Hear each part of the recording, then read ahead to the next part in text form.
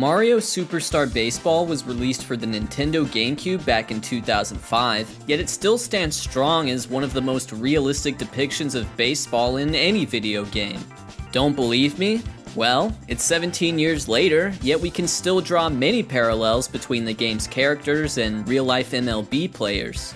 And seeing as I'm the 4th most popular baseball YouTuber on his 2nd most popular channel, I'm probably the perfect expert to give Mario Baseball some serious analysis. It is a delight to watch Yoshi play the game of baseball. This little green dinosaur is just tooled up beyond belief.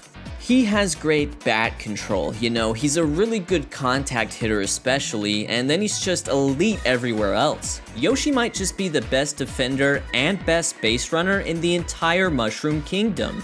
The base stealing is prolific, and his range and instincts in the outfield are unmatched. Yoshi is Mookie Betts. There's absolutely no doubt about that in my mind. Their play on the diamond is aesthetically pleasing, they're both charismatic, they're both good hitters, but it's the other things, the speed, the defense, that differentiates them from other stars like Juan Soto or Donkey Kong. If Yoshi is the ideal leadoff hitter, Piranha is a good sabermetric pick for that number 2 spot in the lineup. Piranha is a pure slugger. You can ask Wario and he'll tell you the same. You can ask the shy guys and they won't tell you anything, but only because they're shy. Piranha hits dingers. He's not the most disciplined batsman, but that's okay. And with no designated hitter in Mario Superstar Baseball, it becomes a question of where Petey fits in defensively. And his best spot seems to be catcher. He has a great arm and he can just kinda hang out behind home plate. Yeah, he's not the most enthusiastic of pitch framers. Ring a bell? Yep. Piranha is Salvador Perez. They're home run hitting machines, they're catchers with quick pop time, just not known for great receiving. Mario is a great athlete, an underrated athlete.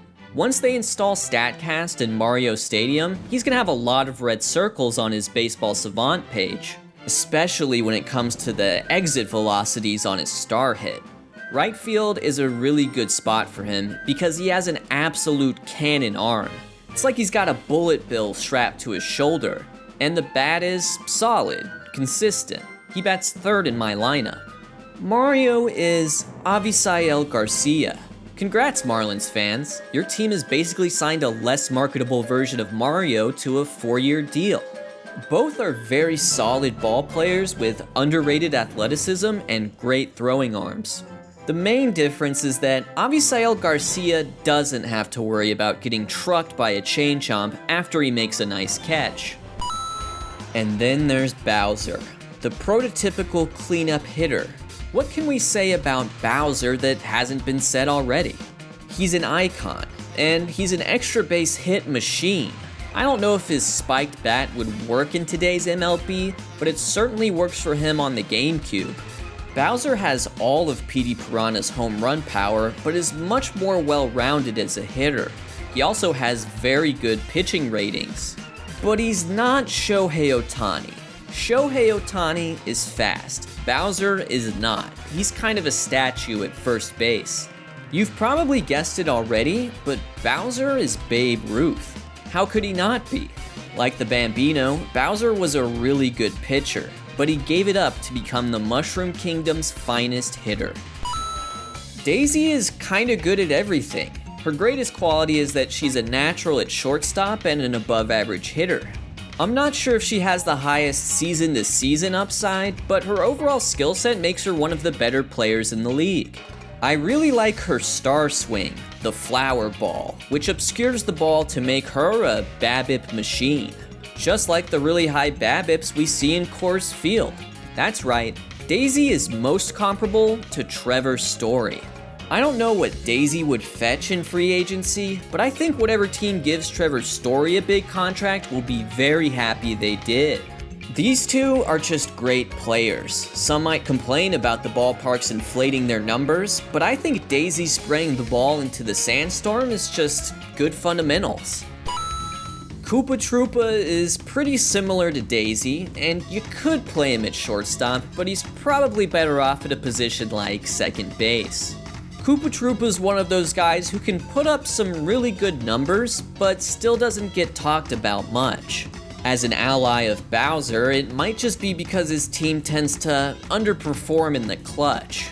Bowser's record with Princess Peach is about the same as the Twins' record in the playoffs over the last couple decades.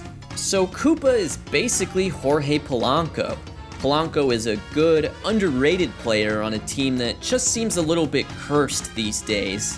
He's a better power hitter than Koopa, but everything else seems pretty spot on. Waluigi was born to pitch. Just look at him. He's a tall, gangly lefty with ridiculous stuff. Waluigi might just have the best fastball in the league. Just a textbook high velo four-seamer with backspin. And if that wasn't enough, the amount of horizontal movement he can impart on his breaking balls is out of this world. When you step into that batter's box and see a guy wearing overalls, you're probably gonna strike out. Waluigi is Chris Sale. They have the same build, they have the same pitching repertoire, and they're both just kind of weird, eccentric guys. Chris Sale's a uniform vandalizer. Waluigi is very particular about wearing purple. It fits. Also, neither of them are in Super Smash Bros.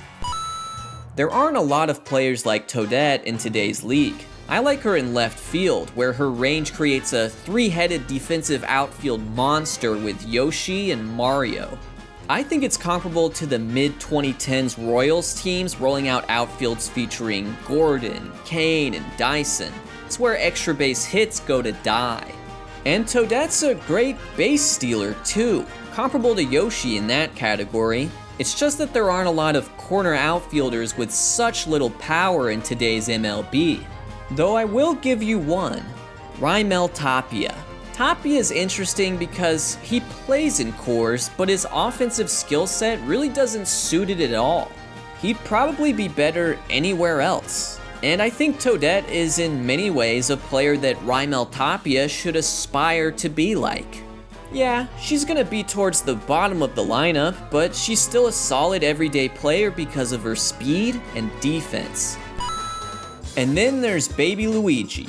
Baby Luigi is a dumb baby who stinks at baseball. And I get that he's young, but he doesn't really have redeeming qualities on the diamond.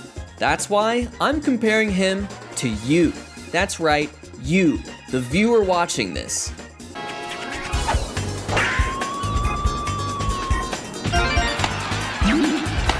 Actually, I take that back. He's probably still better than you. There you have it. Honestly, if you squint a little, I think Mario Superstar Baseball is indistinguishable from its real-life counterpart. Believe it or not, this is a clip from Mario Superstar Baseball, and this is a clip from Major League Baseball. Yeah, I know. I can't tell the difference either.